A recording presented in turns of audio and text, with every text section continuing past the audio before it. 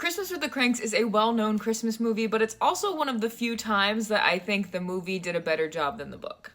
So if you didn't know, Christmas with the Cranks is based off a book by John Grisham that is called Skipping Christmas. The novel is fairly short, and so a lot of it does overlap, but one of my favorite parts of the movie isn't even in the book. I will say most of the plot remains pretty much the same between the book and the movie. I think the biggest plot change is that in the movie, Blair knows Enrique from college, or they've met before going to Peru, so this is just kind of rekindling that.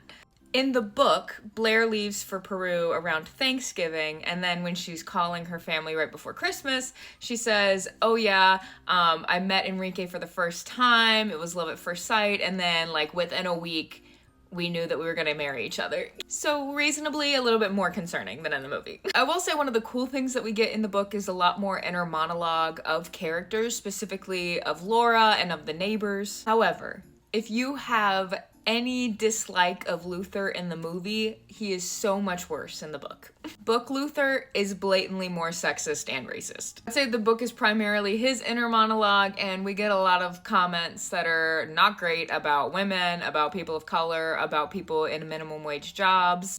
It's just bad. The thing that's not emphasized as much in the movie that might make you feel a little bit better about the Cranks decision is that Luther did this calculation of how much they had spent the previous Christmas on all of their donations, festivities, etc., and it ended up being $6,000, which this is a 2000s book and movie, so I mean even now that's a lot of money, but back then still a lot of money. What I haven't figured out is that throughout the book, Luther keeps telling people, oh, I'm not gonna donate or buy your calendar or whatever this year, but I will donate money to this thing that's happening later on next year, and that'll make up for it. And I feel like that doesn't, if you're trying to save money, then that doesn't make sense. But in the book, because there's a lot more emphasis on this saving money part, people are a lot more sympathetic towards the Cranks and what they're doing because they're spending less money and still getting a cruise in. But back to my favorite part of the movie that's not in the book, Marty, who is the Santa umbrella guy, has a much smaller role in the book.